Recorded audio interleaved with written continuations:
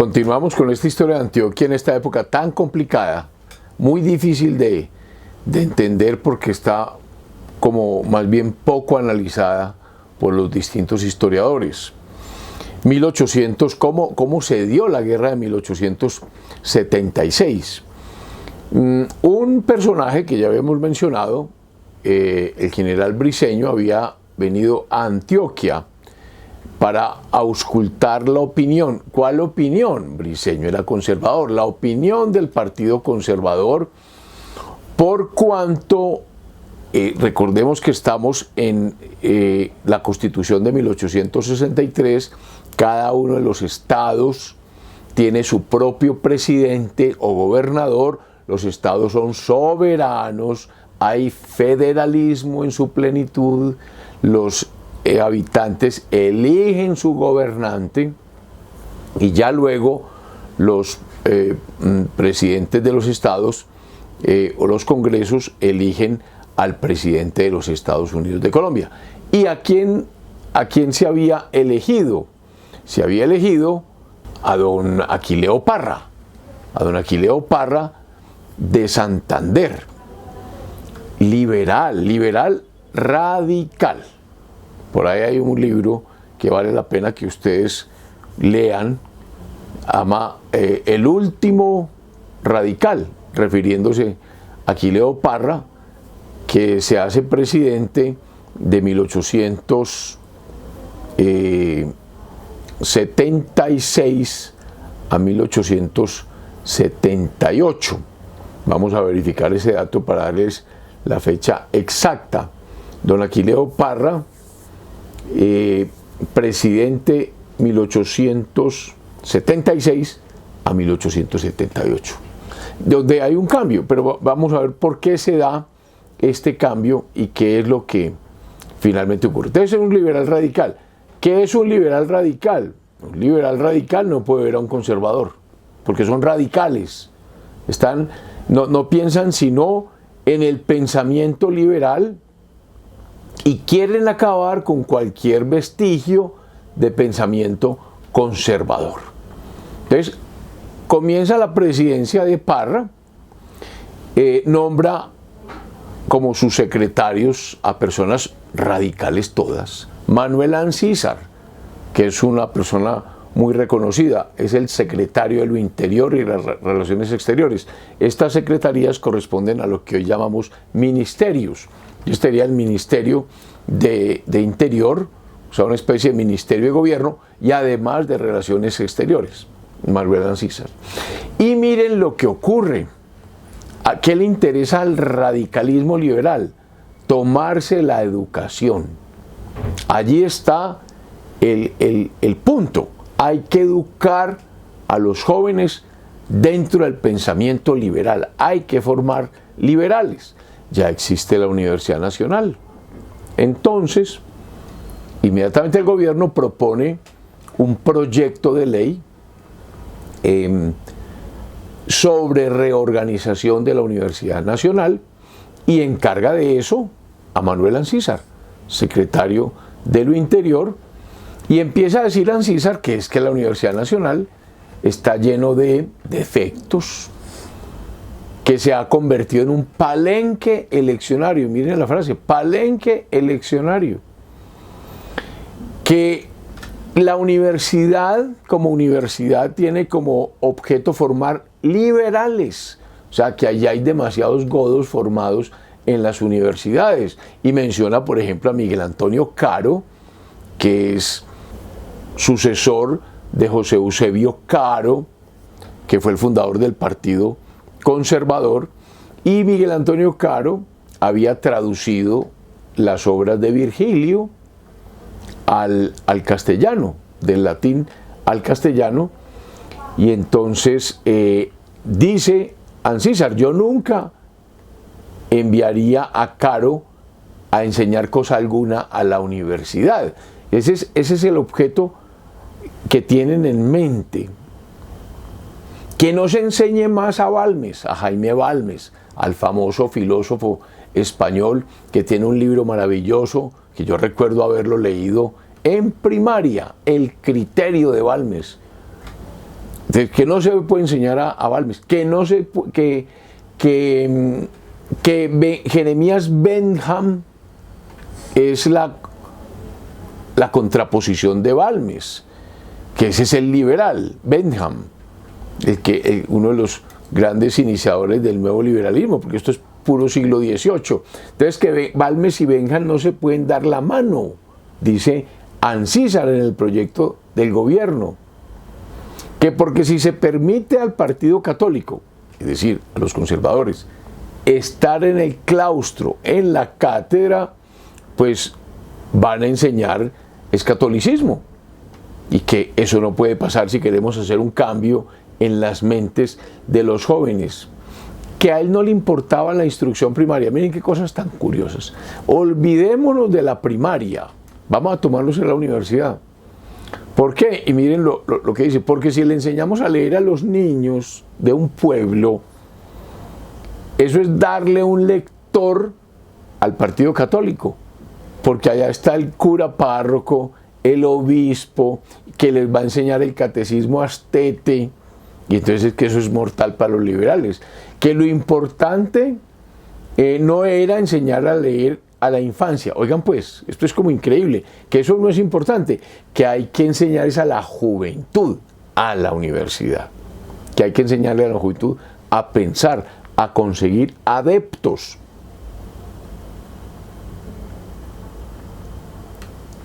Entonces, y admite que los conservadores les llevaban mucha ventaja a los liberales en eso. Pues claro, la Iglesia Católica, ¿cuántos años lleva enseñando? Pues 2000 años, o 1876 años, pues que es donde estamos. Entonces, todos coger el cambio que querían hacer era impresionante.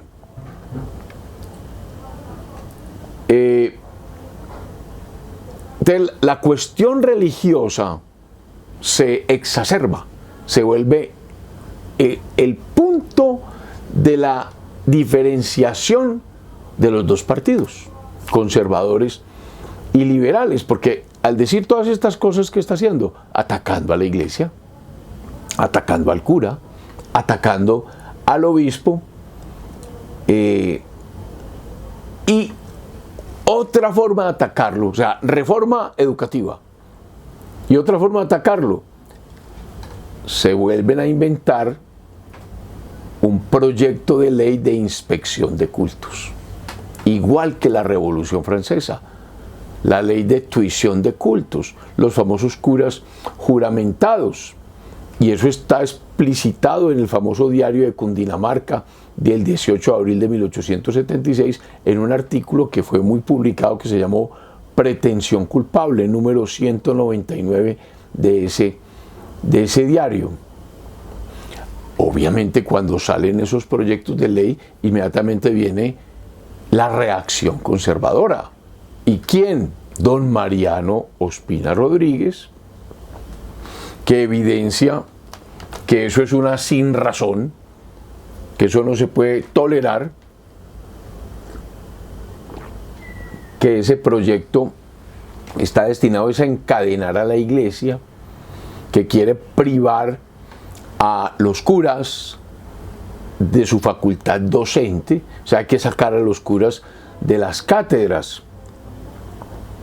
y que eso estaba permitido por la Constitución Nacional en el artículo 15, donde cada cual podía expresar sus pensamientos por la palabra, por el manuscrito y por la prensa sin limitación alguna. Lo mismo en la cátedra. Miren los liberales, disque liberales, o sea, dicen que viva la libertad, y lo que están diciendo, viva mi libertad, pero no la del cura. El cura no tiene libertad para expresar lo que él piensa.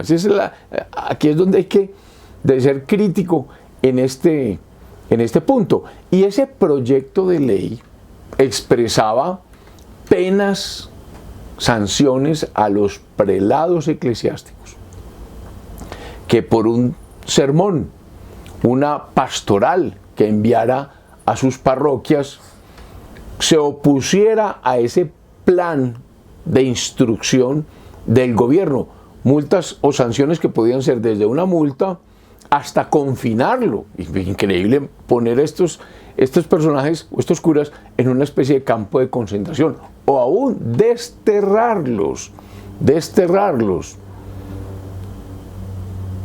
Entonces, todas esas circunstancias es lo que va alimentando que el Partido Conservador se ponga alerta. Y aquí está pasando una cosa muy grave, aún contra la misma Constitución de 1863. Aún contra... ¿Por qué? Porque quien no piense como radical liberal va a ser expulsado y sus hijos no van a tener futuro. Entonces, ahí es donde Antioquia empieza a preocuparse, los gobiernos conservadores que aún están en 2 de 9 estados soberanos. Los estados soberanos eran los de la costa, Panamá, Bolívar, Magdalena. Esos son los de la costa. Los del oriente son Santander, Boyacá, Cundinamarca. Los del occidente, ahí está el Cauca, Antioquia, y digamos que en el centro está el Tolima. Ahí están los 9 estados soberanos. De 9, 2 tienen gobiernos conservadores. Antioquia y Tolima. Y Antioquia y Tolima están unidos, porque es que estamos en la época en que aún no existe Caldas, ni existe Quindío, ni existe Risaralda. Eso es Antioquia. Ese es el sur de Antioquia. Y ese sur de Antioquia, en la cordillera central, tiene el límite con el Tolima. Entonces, allí hay un partido conservador preocupado por todas estas cosas. ¿Y esto por qué se vuelve tan exacerbado? ¿Esto por qué se está llevando a estos niveles?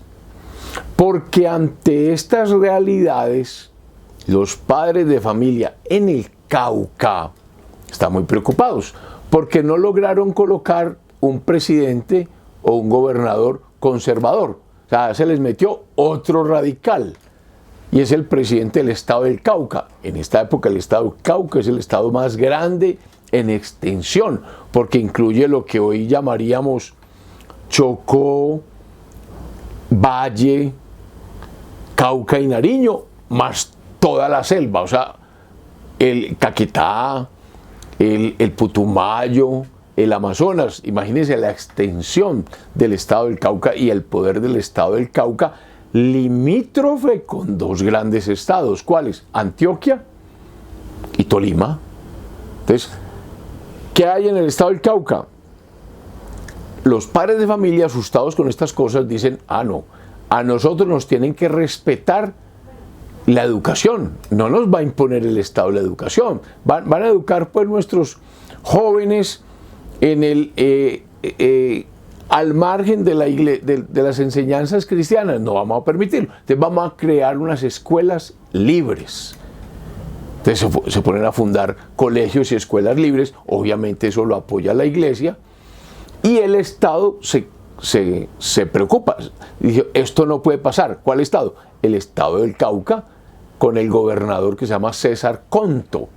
Y obviamente Conto pues es muy afín a Aquileo Parra y entonces pide ayuda a Aquileo Parra. Entonces mire la que se está armando. Se está armando entre el Estado central, que se supone que tiene poco poder, porque hay 9 estados soberanos, que son los que realmente tienen la fuerza, se va a meter en un estado soberano que es el Cauca, en una cuestión que es interna. Eso es la semilla que prende la mecha de la guerra de 1876. Aunado en el Cauca, que hay personajes del Cauca muy importantes, porque en el siglo XVIII, XIX, que es donde estamos, en el siglo XIX, pues hay unas ciudades muy importantes. Tal vez la más importante, antes de fundarse Bogotá o casi simultáneamente, era Popayán.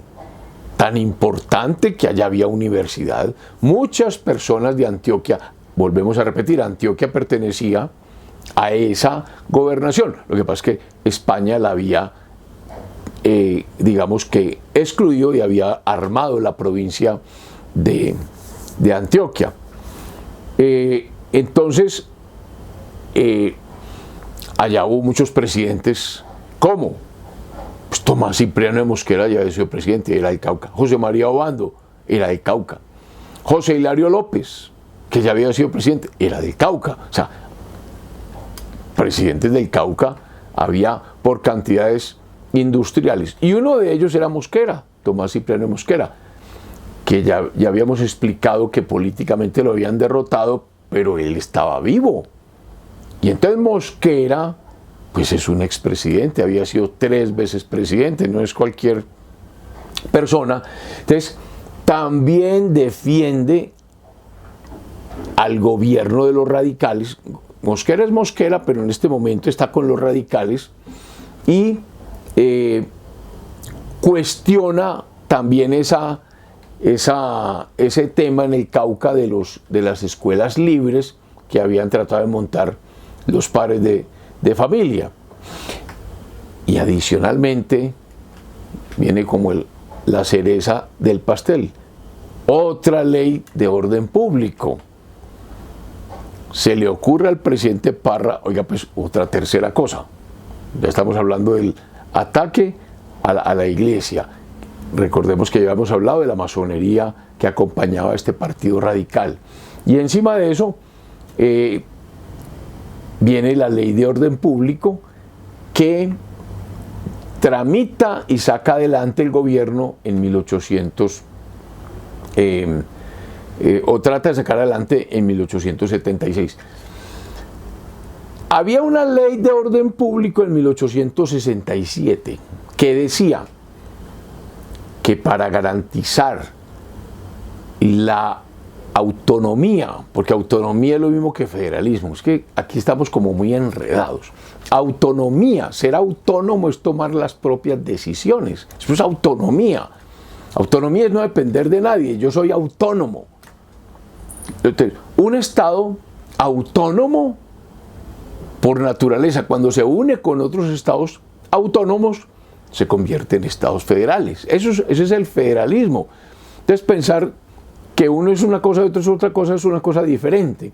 Entonces, en 1867 se temía por parte de los estados, los 9 estados soberanos, que el poder ejecutivo central, que se supone que debía tener pocas facultades, por ejemplo, solamente relaciones exteriores, solamente el tema de la marina, o sea, unas competencias residuales. Las competencias fundamentales las tenía era cada uno de los estados. Se temía la intervención del Ejecutivo en los estados, y obviamente dentro de los estados había luchas intestinas, luchas internas. ¿Por qué? Por la política. Entonces, como Aquileo Parra manifestó su intención de intervenir en el Cauca, apoyando al señor Conto contra este tema de las escuelas libres, entonces resolvió Aquileo Parra buscar la reforma de esa ley de orden público de 1867 para abrogarla, para destruirla y al mismo tiempo aumentar el pie de fuerza del gobierno central, que es absurdo. Entonces eso le paró los pelos a todos los estados. Aquí va a pasar algo grave y se está amenazando la autonomía, el federalismo, digamos que en su esencia.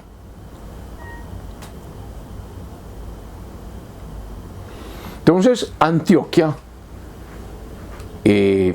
empieza a preocuparse de todo lo que está ocurriendo, y obviamente aquí también hay liberales, no tan en su mayoría, pues tanto es que el presidente don Recaredo de Villa es conservador, y recordemos que venía o que sucedió a Pedro Justo Berrío, que estuvo en 2 periodos, porque Antioquia se rebeló al liberalismo. Recordemos la batalla de Cascajo, allá en 1800 64 como rebelión a la imposición de un presidente liberal. Entonces todo este virus nacional empieza a entrar y empieza a preguntarse, bueno, ¿y quién va a reemplazar al presidente? Porque ya se le está acabando el periodo al presidente, a don Recaredo de Villa, y los liberales empiezan a mostrar antipatías hacia la administración del señor de Villa, por ejemplo, y los conservadores a tratar de mantener el control del poder. Y aquí aparece un personaje muy importante, el doctor Marceliano Vélez. Esa es una figura muy importante y era probablemente el hombre que podía haber sucedido a Recaredo de Villa. Marceliano Vélez, más conocido después como el general Marceliano Vélez, y tenía un periódico, La Opinión, que se editaba en la imprenta de Gutiérrez Hermanos bajo la dirección de don Alejandro Botero Uribe, Fabriciano Escobar, Juan de Dios Mejía. Bueno, esa candidatura de Marceliano Vélez empieza a atraer personas. Los de Sonsón empiezan a adherirse a este personaje, y empieza entonces a formarse el bando marcelianista por don Marceliano Vélez, pero obviamente tratan entonces de enfrentar al partido de gobierno porque quieren ser elegidos. Entonces se distancian de don Recaredo de Villa y empiezan a atizar un poco el fuego de las preocupaciones, como diciendo, mire que nos están metiendo en la autonomía, rebelémonos. O sea, empiezan a atizar las brasas, y que si se atiza una brasa, ustedes saben que de un momento a otro se prende la llamarada. ¿La llamarada de qué? De una guerra contra las ideas del Estado central.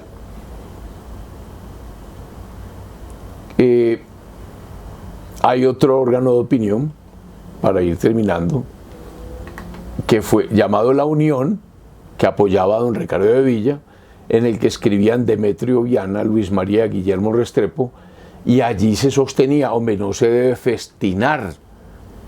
sortear la designación del candidato para la presidencia del Estado.